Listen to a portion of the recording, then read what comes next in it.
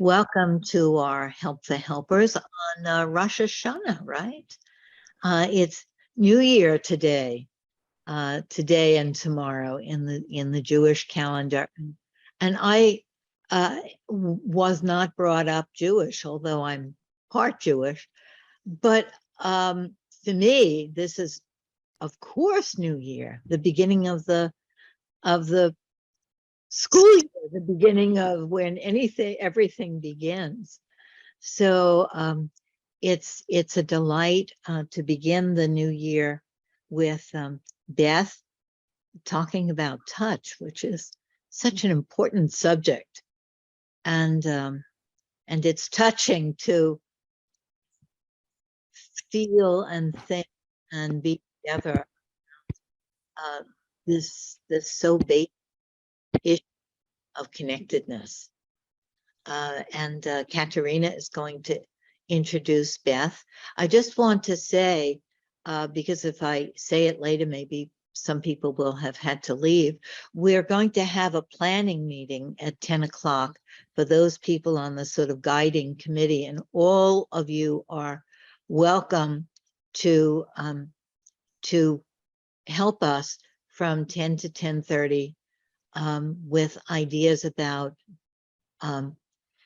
this year and about the speakers that you want to hear from.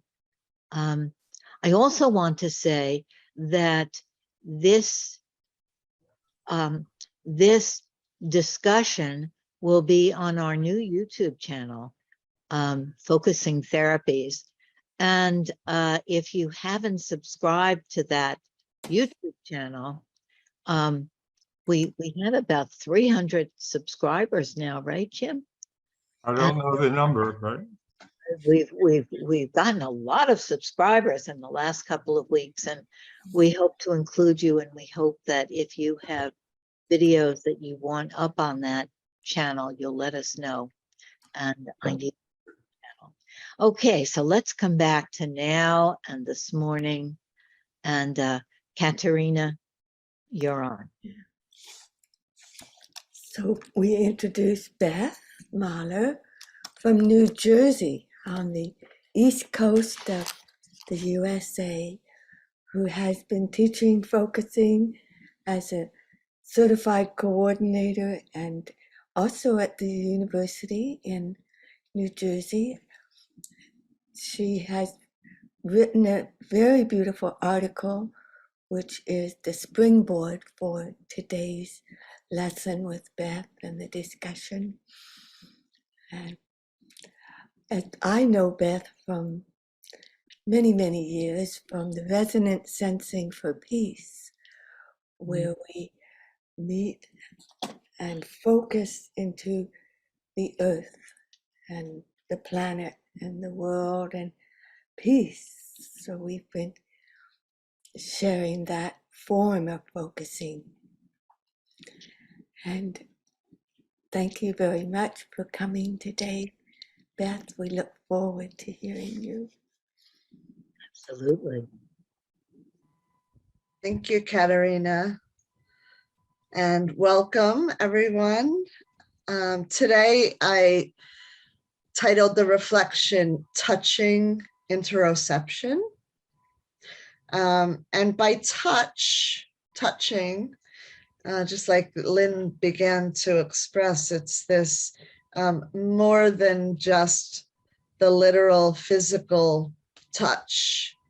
Touch to me means treating like a human being, touching someone and loving and being loved. Touch means the freedom to express emotions freely, spontaneously. And touch is an interaction, which sometimes we need a boundary or a barrier from, and sometimes we open to it. And so when I talk about interoception, it's a huge topic, but what I'm gonna focus on today is largely the interaction of our body's container of the skin. The skin is the largest organ of our body. The entire surface area that it covers is actually known in the medical world as the largest organ we have. The skin is also 70% of our immune system. Immunologists will tell you that it's our first layer of defense. It protects us. It keeps out those germs that want to get in, all those thousands of peepholes.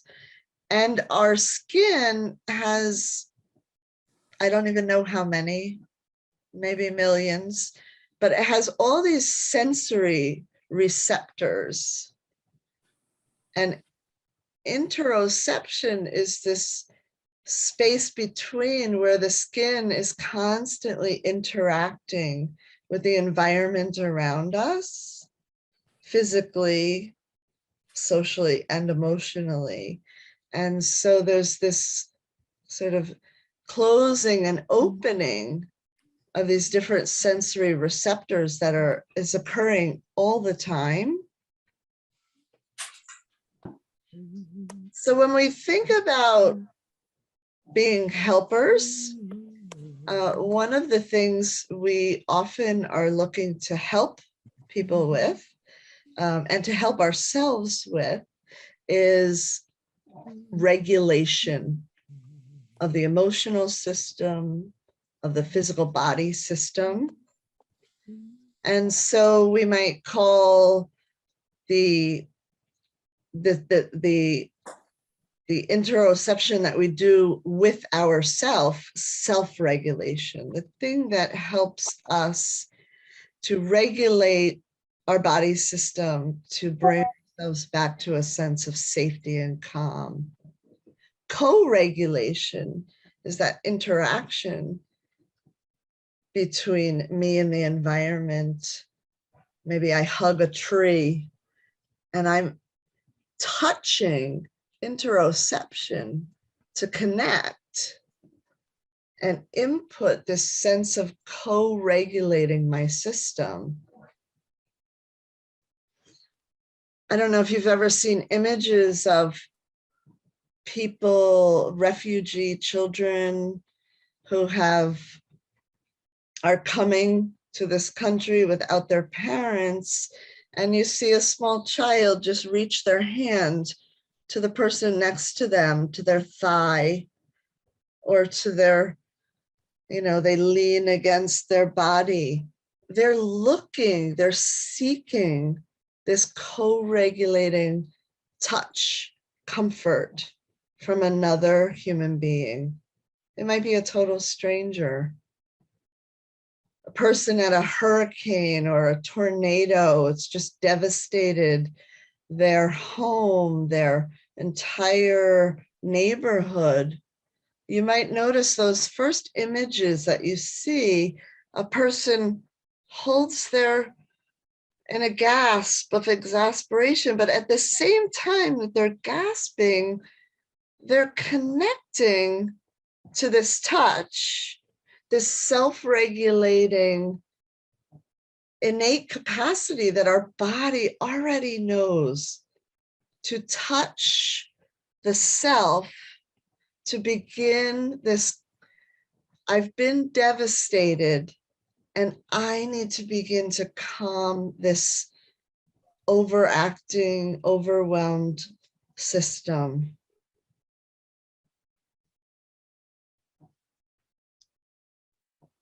In emergency wilderness first aid,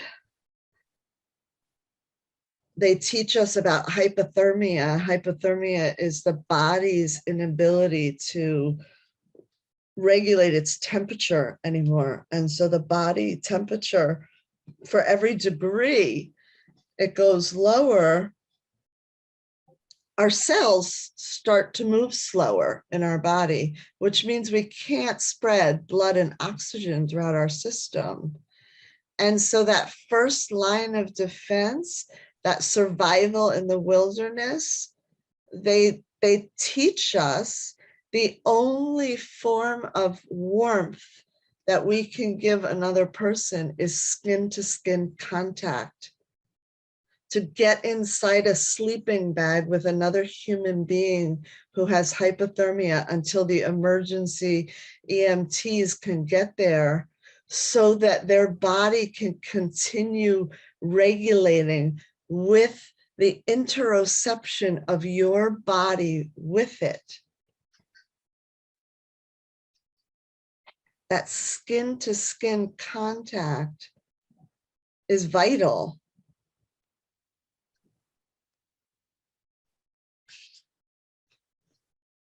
So we know this, our body knows this. And in yogic circles, in churches around the world, there are mandalas, mudras, there are prayer hands, there are, touching my mind's eye in ways of connecting with the soul, the essence of ourself, in a form of coming inward to connect deeper with this touch of our own skin to skin.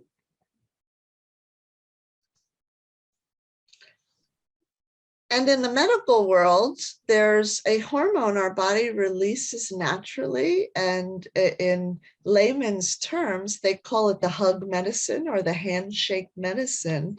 And this hormone that our body naturally produces is called oxytocin.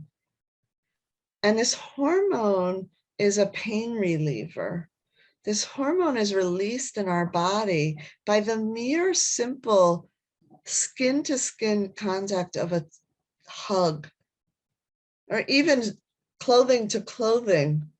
A handshake has been brought into our societies to shake hands, but it's been this wonderful researched and well-documented natural hormone that is released that begins this capacity of internally stimulating our self-regulatory processes.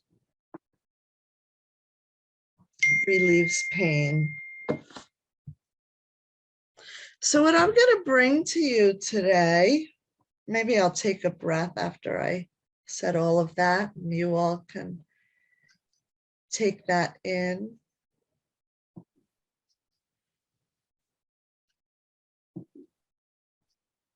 And even with that breath as it comes in, there's a touching the insides of our throat that brings it down into our heart and our lungs. It touches us on the inside. It brings us to our most present moment. So here we are in September 2022. And there continues to be a deprivation, as social distancing, which has many important layers for the world health, where we have not been able to touch, maybe with hugs and kisses, for our own safety, for our own health of the world, the organization. And we continue in that. How do we continue touching interoception so we can have that capacity of self-regulation stimulated co-regulation stimulated in our bodies. And so I'm going to bring you a practice today that I use with clients. I use on myself before I go to sleep at night. It helps my whole body system sort of come to calm. And there was an article where this came from for me, called Gentle Power, and Katarina put it in the chat and she'll put it in there again if anybody wants to download that or look at that later. But in this article, there is what's called the Latifa prayer. And it's a simple, oh, how do I go? Oh, that's only one page of it, sorry. That's not what I want. Okay. So this Latifa prayer comes with this way that we're going to connect with our body contact. And so we're going to use these simple words at a different location in our body. And this is self-touch. So this is the connecting to that self-regulatory process. And at each location of our body today, when we experiment with this, we're also going to use our focusing skills of connecting as I guide you. The guidance is going to give you a gentle and general area of where you might put your hands. To the first one is the lower left area of your abdomen near your hip.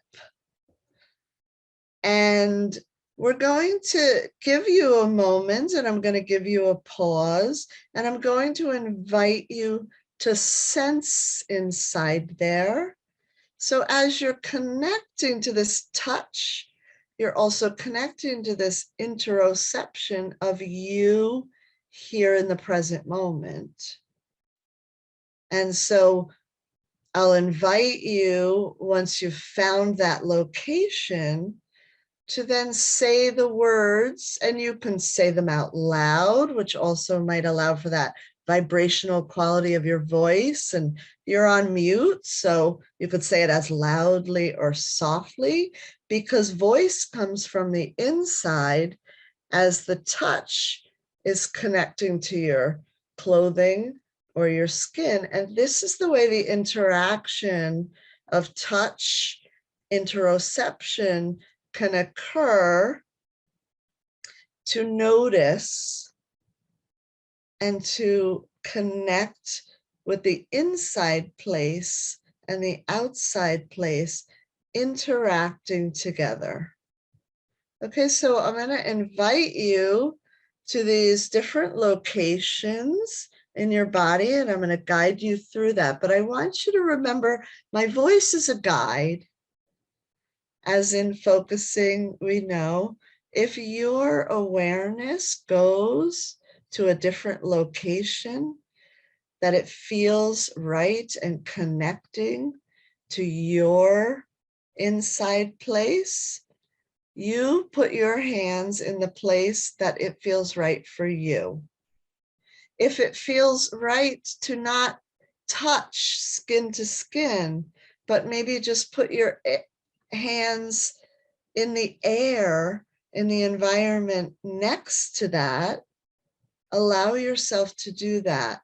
You might want to reach under your shirt and notice the temperature of your skin making contact to your hand.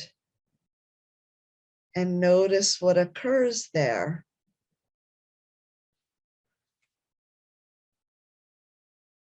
So I saw a question come up in the chat. something about where does Latifa come from? So the Latifa comes from the Sufi tradition. And this actually, finding this article came in a very serendipitous moment, which told my body to like go toward it, study this more, practice this. Janet Funder, who was a very well-loved focusing trainer of mine, longtime mentor of mine when I was learning and focusing, and she was part of a Sufi meditation group. She would always talk about it. At some point in her teachings, she would teach focusing in dreams, and she would teach other workshops, but she always brought up this Sufi meditation group that she was a part of in her regular weekly practice. And after she died, I never studied Sufi meditation, but after she died, a month or two after, a friend had given me this magazine called Happiness, has a Z at the end.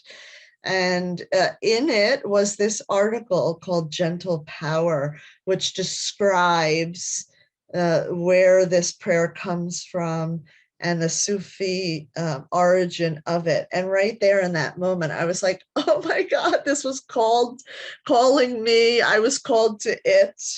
And I began this practice of self-touch. I do it laying on my bed, on my back, right before I go to bed at night. And as soon as I turn to my side, I immediately fall asleep. It provides, for me anyway, it fits, and it provides such a self-soothing, self-regulating, connecting with that touch and that interoception. So I want to share it with you. It may not do the same for you, but I hope you're willing to explore, try out the practice. Okay, so let's first just begin by getting yourself into a comfortable place. If you are taking any notes, you might want to put down your pen or take your last sip of cup or coffee or tea and to warm the insides.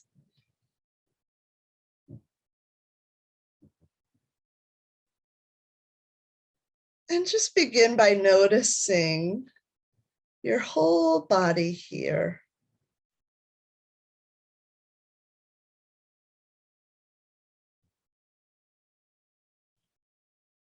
You might notice the feet making contact to the floor beneath you.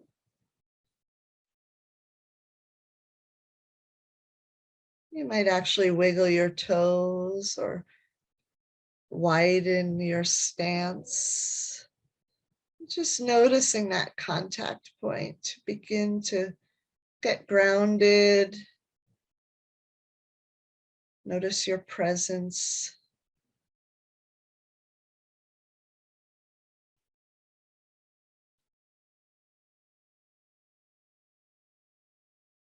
You might notice the couch or chair you're sitting on. If you can invite that to hold you.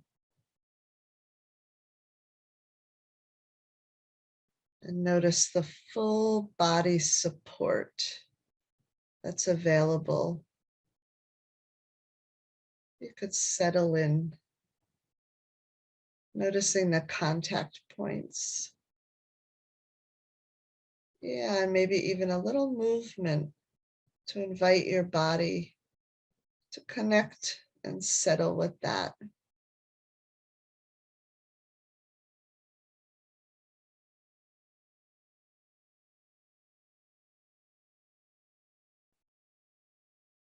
Once you feel grounded, present, fully here with your whole body. I'm going to invite you to take your non-dominant hand and allow it to hold, connect with your dominant hand in whatever way it feels right for you.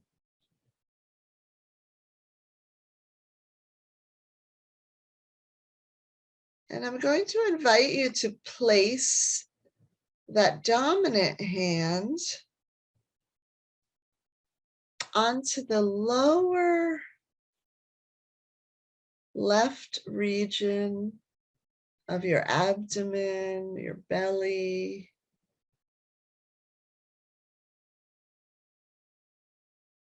And just take a moment to find that just right place for you.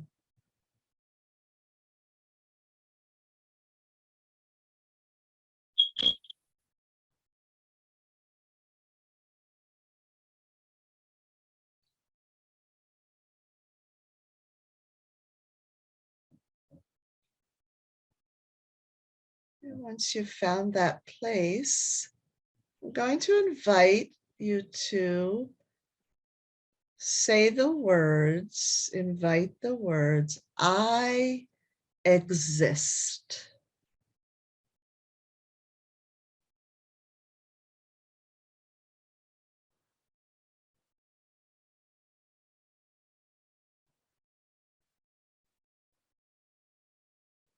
Just notice what happens there. It might feel right to repeat the words. It might feel right to say it and then sense.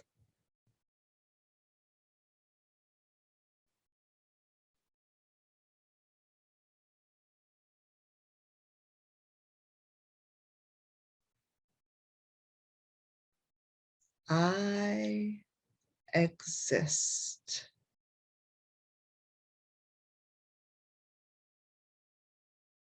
You exist. We exist.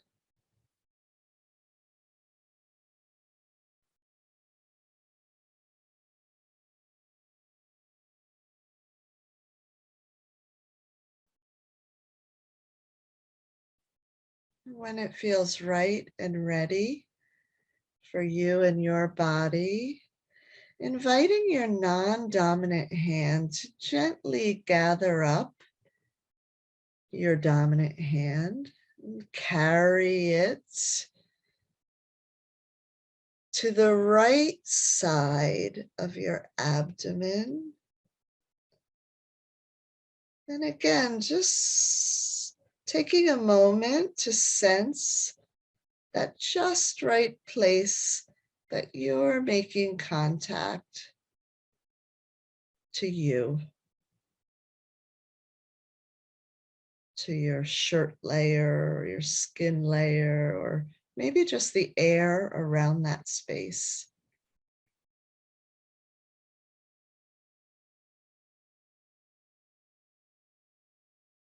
Let that land there. Let that touch connect.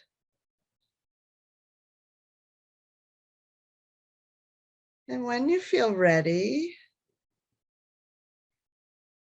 invite the words, I long.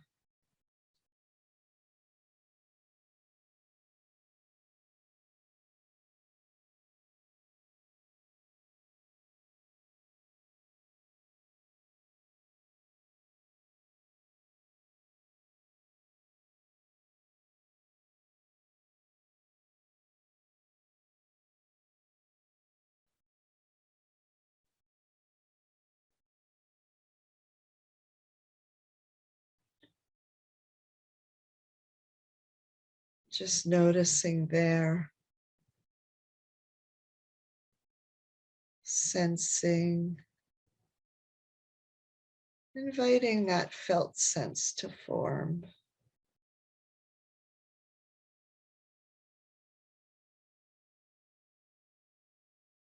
You long.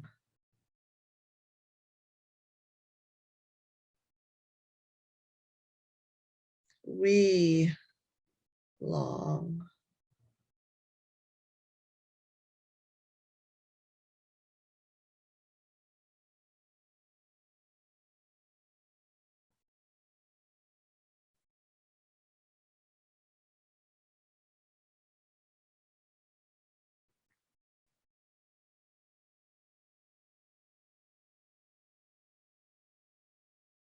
When it feels right, again, gathering up that dominant hand with your non-dominant hand and letting it gently move the other to the next location, which is on the left side of your body, below your breast, on your lower rib cage, somewhere there. And again, take a moment to find that just right contact point.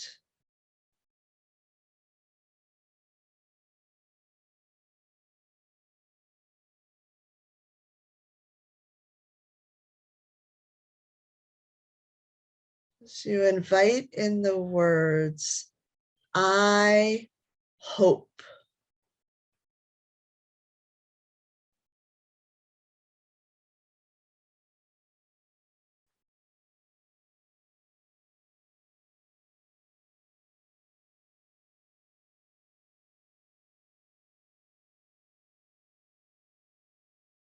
At this location, there's a particular, our rib cage protects our lungs.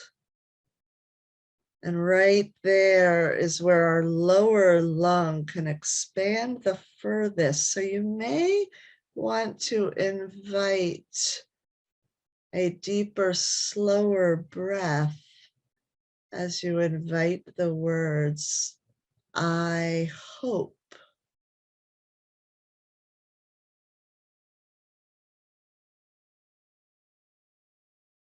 Notice what that touches.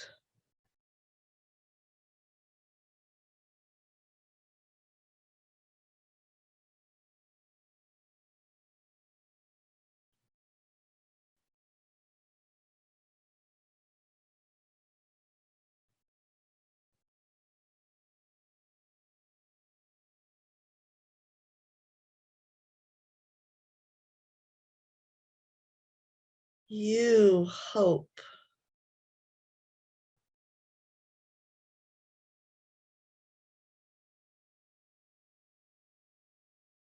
We hope.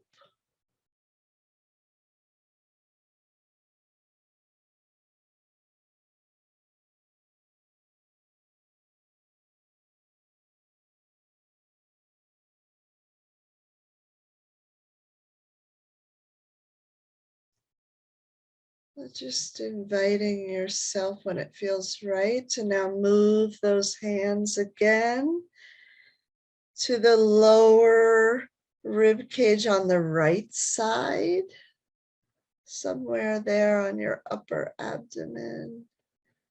On your right side, making that contact point.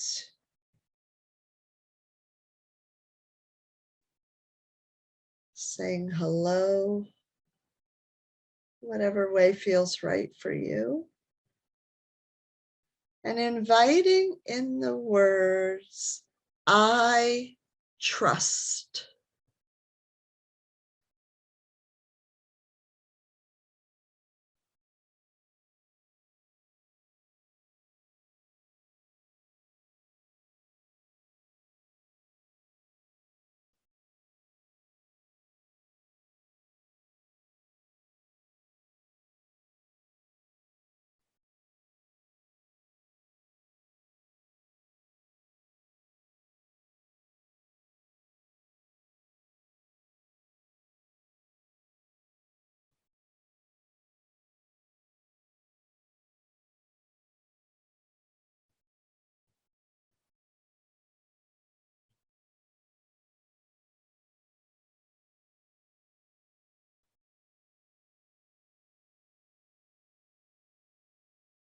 You trust.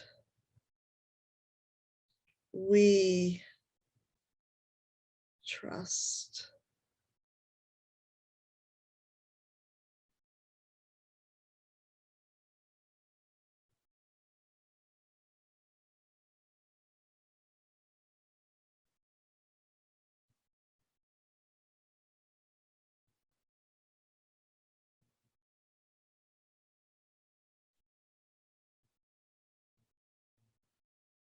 Now I invite you to bring your hands to around the throat, sort of maybe landing or settling somewhere on your collarbone,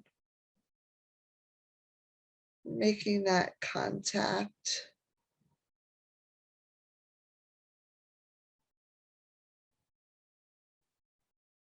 And inviting in the words, once you've settled there, I let go.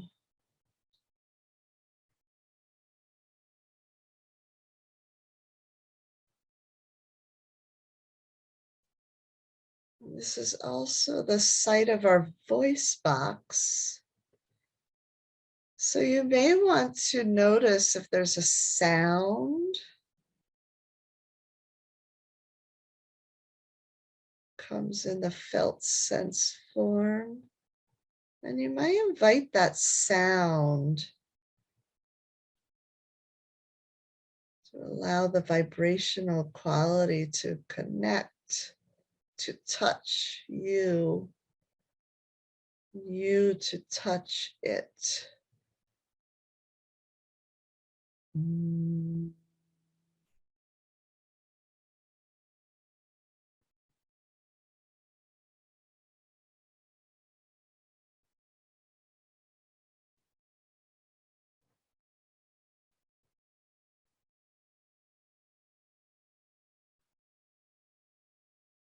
I let go.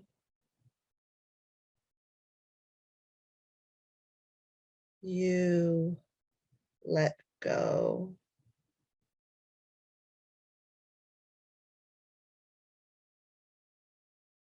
We let go.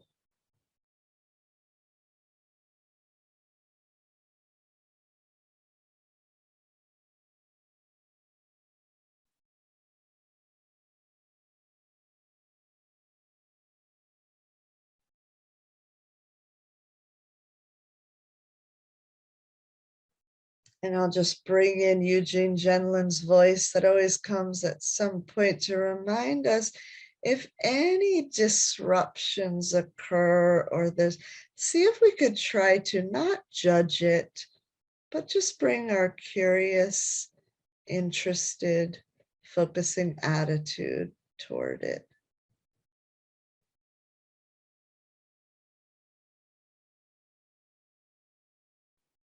Just when that feels right to move, connecting your hands to the center of your chest, the heart area, chakra.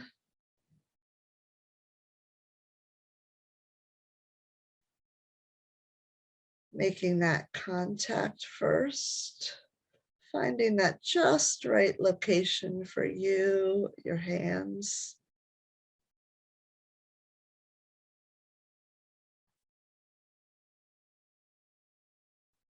And inviting in the words, I love.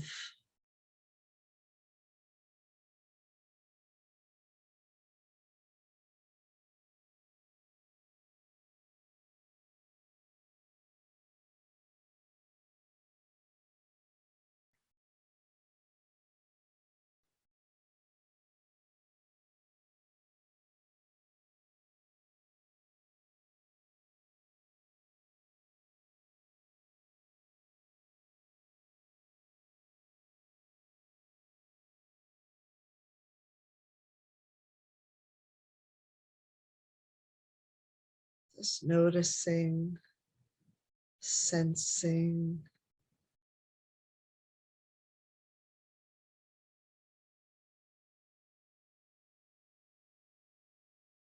You love.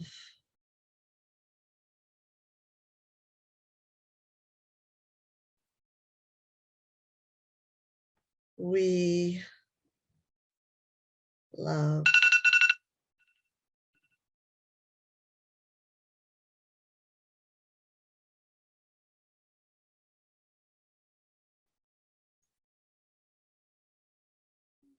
In your own time, inviting your hands down to that last location, right there by our origin, our umbilical cord, that center of our belly, our dantian.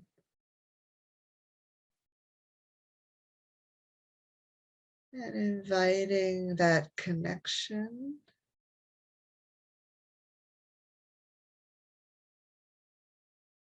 Noticing.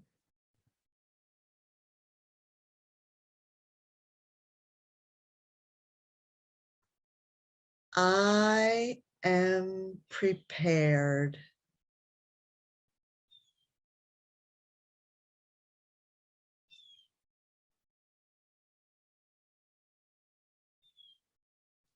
Just inviting in those words, noticing whatever comes.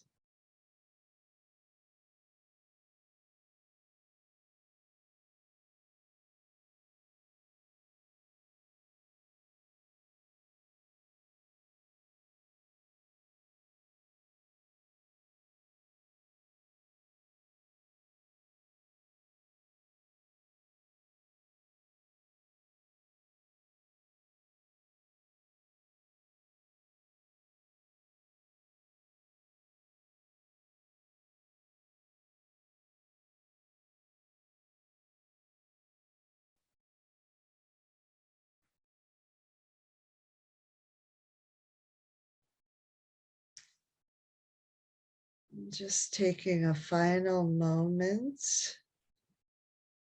to come to a final close to this process in whatever way feels right to you.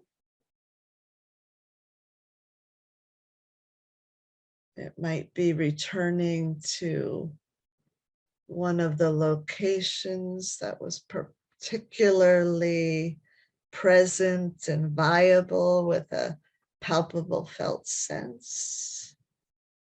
It might be using two hands, might be touching each of them, or it might just be laying your palms open on your thighs to just sense the whole of this experience.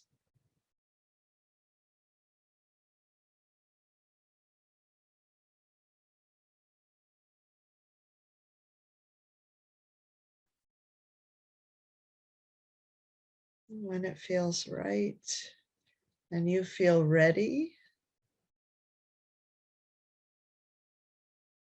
reconnecting this whole Help for Helpers group here.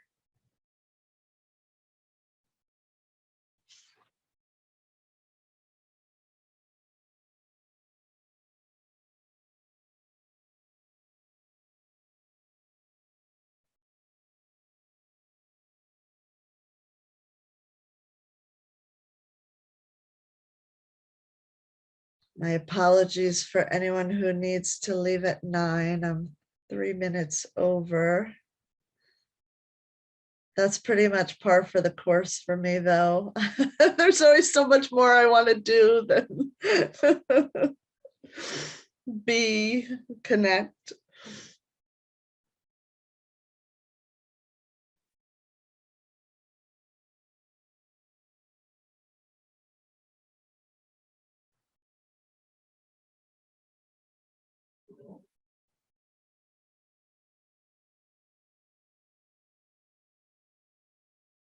So I'm just wondering, does it feel valuable to just go directly into the partnerships, or do we need a little time still, even though I went right up to 9, to gather as a group, to hear a few responses,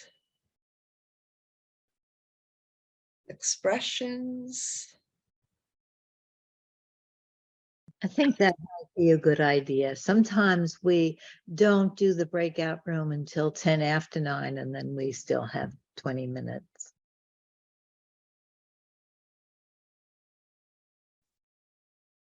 But that's just one, I'm just one voice here.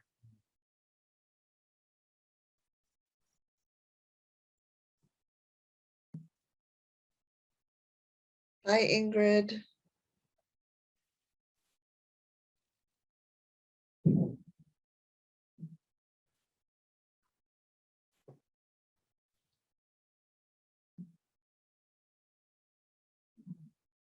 Bye, Leah.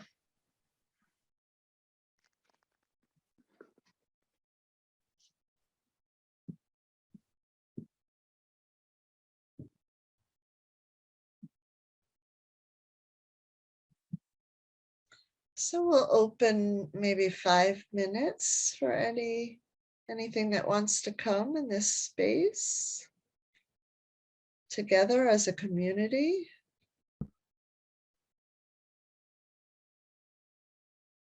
I can mention something, Beth.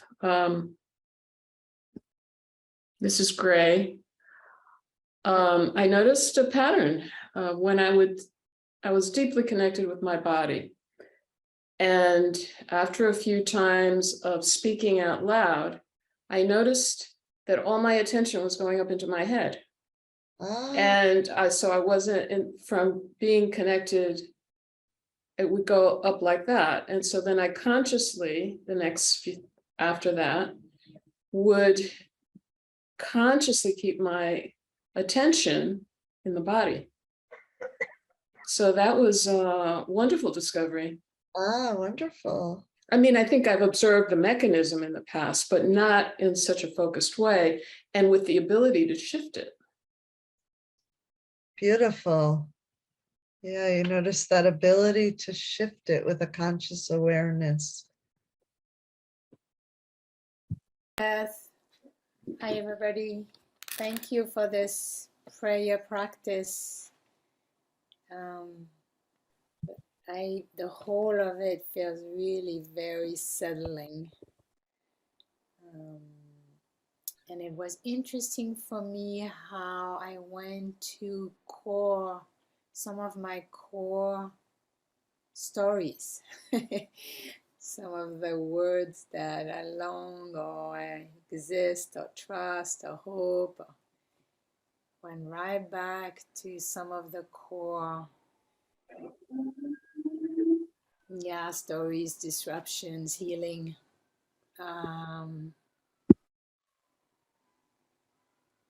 it does feel right in this moment that's my path on this life. That's the path.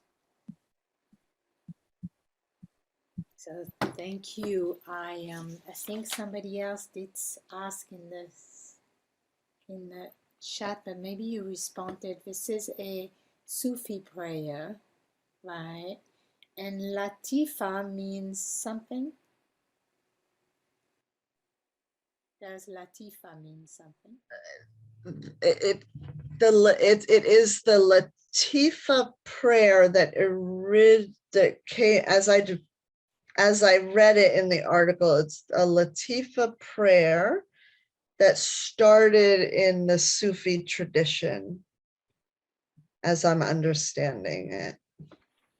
And Latifa, is it a tribe or is it Native American tribe? Yeah, on page 2 of that article, if you want to read through it.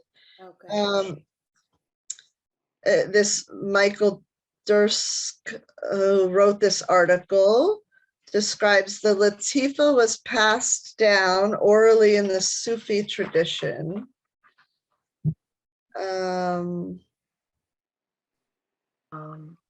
I think Beth, Latifa means kind and pleasant and friendly in Arabic. Thank you, Shashi. Oh, thank you, Shashi. gentle, kind, pleasant, friendly. Yeah, Latif refers to easy breathing, the kind you use to turn inward to find your core. The Latifs are spots in your body where subtle human characteristics are located. So it's not a tribe, it does sound like a tribe name. And I would think there might be also a Latifa tribe where the Latif came from. I haven't done that research, so I apologize, Sophie. Thanks. It's an Arabic name, Latifa for the women and Latif for men. Latif for men. Latif. That's so helpful. Thank you.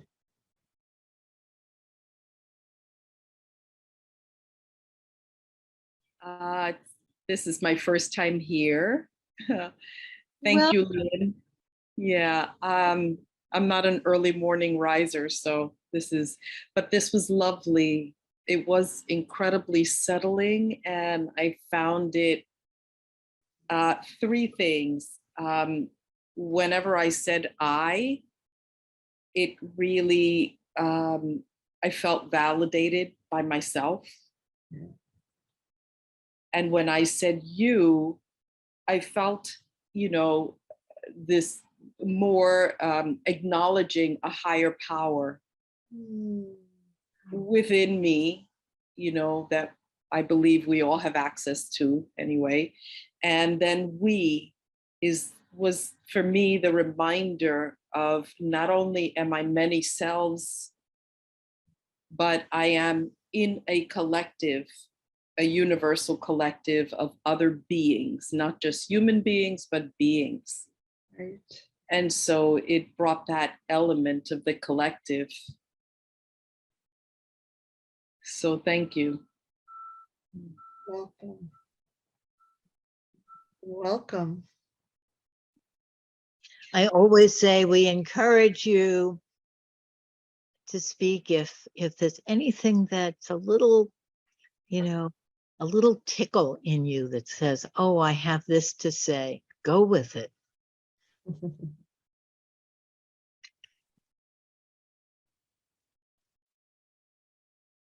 So I can go with a little tickle. I could see that on your face. Yeah, because as I've been sharing with Sophie, it was interesting because here it's 4 p.m. and I'm from Poland, and I felt kind of unexpected will to fall asleep. Like I remember stopping on hope and waking on I being prepared, and it was. Then that's all you need, hope and be prepared. Maybe. Yeah, but then also realizing it was kind of attached to my memories, that what you've been saying about touching and like this primary need and it kind of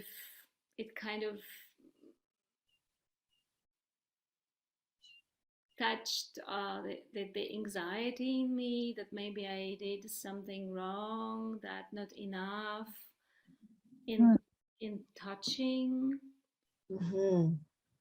in touching to my sons. And then I kind of, and this is a very tender part of my heart, like always having this internal dialogue. Did I did something wrong? Did I do something wrong? Like having adopted sons and then their endless need for closeness and this something like that. And I felt like all this prayerfulness, like this pricky, sharp sizes emerging in me, in my stomach, and then there was this something like melting quality from outside, like like wrapping me up in self-compassion, something like that. So and when you said now that's all you need, hope, and then being prepared, it's like a beautiful closure for my experience. Yes, yes, yeah. Right. It gave you this all-encompassing wrapping closure to bring you into this space of hope, and you are prepared to care for these adopted children. Mhm. Yeah, it's really beautiful. And what is still stays in me, like I have also what Sophie was sharing, that this was a whole life journey in this. So this was wow. Thank you. Thank you again for this hope, and I'm prepared. Yes.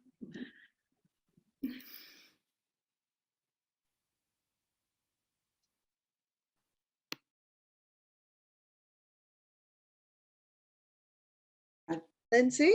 Yeah. I I heard it said the other day that hope's not an emotion, it's an action, which I like a lot. It's something you don't have to feel, but if you start moving in that direction, taking action, then that in itself is what hope is. I feel I need to say something as I'm an adopted person. And I had found the very beginning of the touch very difficult, even from my left hand to my right hand, being present with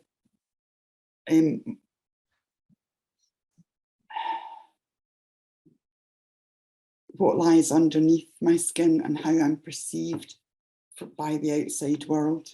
Actually knowing where my skin is problematic.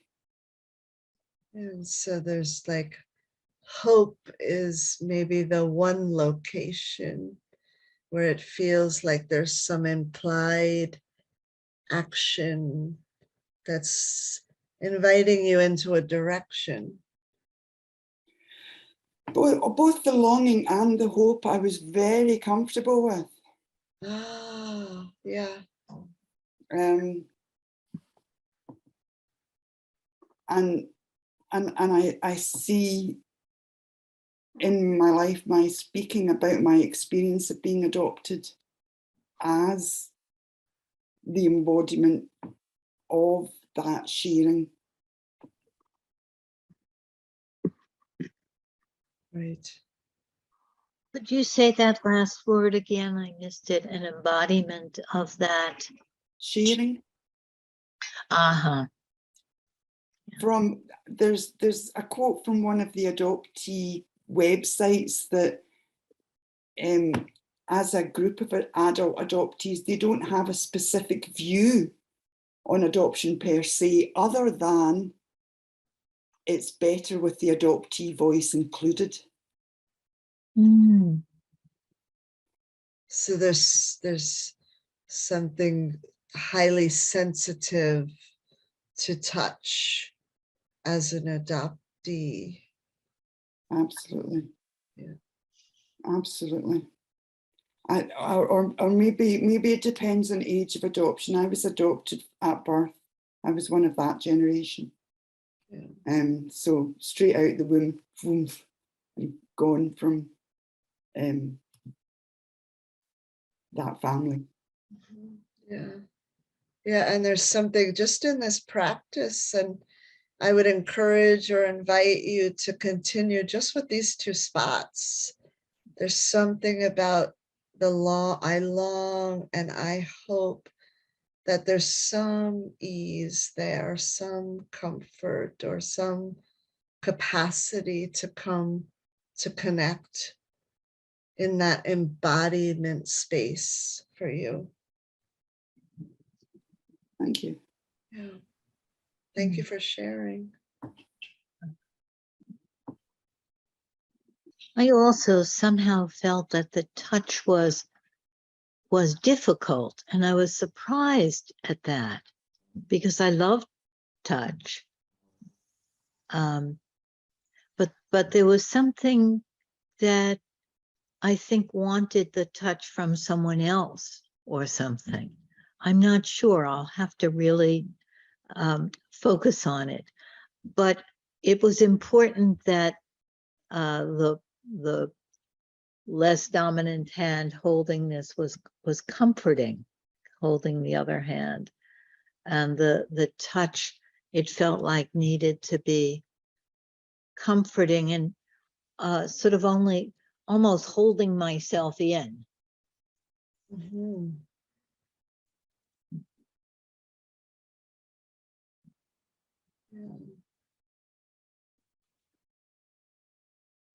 Yeah, so there's that surprise that comes when we explore and focusing, right? There's that surprised, right? Because you love touch, but there's something about this.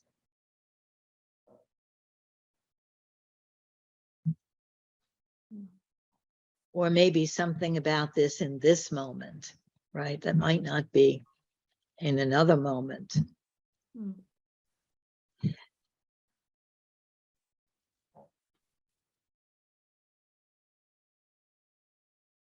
I'm wondering if other people felt like the touching brought a whole dialogue, opens up a dialogue that then needed to, for me, be put into words in some kind of way for myself.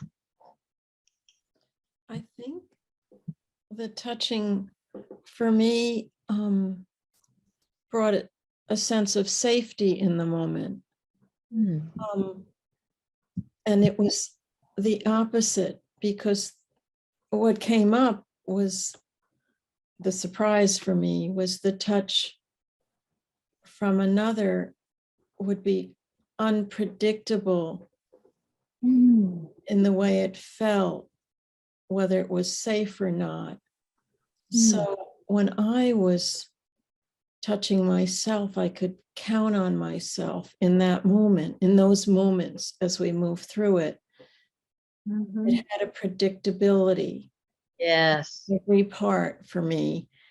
And as I was saying in my breakout group, it helped me feel more integrated, because that's one of my issues, that I feel like I'm often all these split up parts, and I don't know who's talking or who I should give voice to. And then my identity just gets lost. So there's something in the act of touch that brings me together and brings a wholeness to me. That was my experience today. Yes. Yes.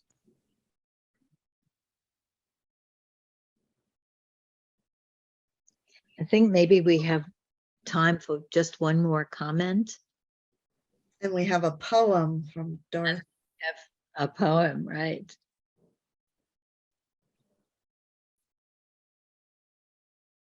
Say something. Yes.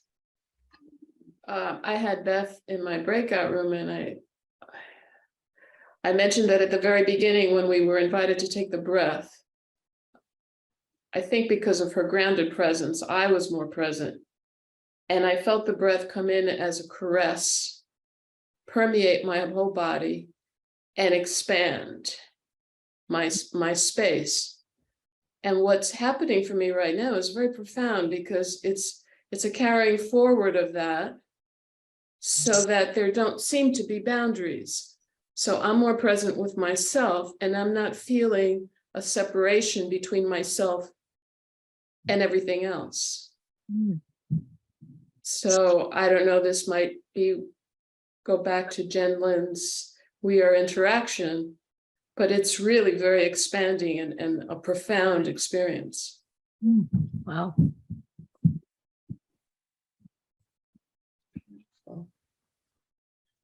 Okay, I think we're ready for Dorothy's poem. Thank you so much, Beth. You're welcome. Thank you for playing with me here and trying this out. Yes. Thank you, Beth. And thanks for this poem. This is called The Sense of Touch. The poet calls herself Vasha M. And I did put it in the chat. In the very beginning, it's in the very beginning of the chat. Heal the soul, wandering like a ball. Wrapped as bud, hold great cord, woven in fashion old, but are the real gold. Fingers feel most, eyes visit and consent. Image on mirror of soul reflect. Flashing dreams on path to conquest. Imagery world revolve. Sensory support govern.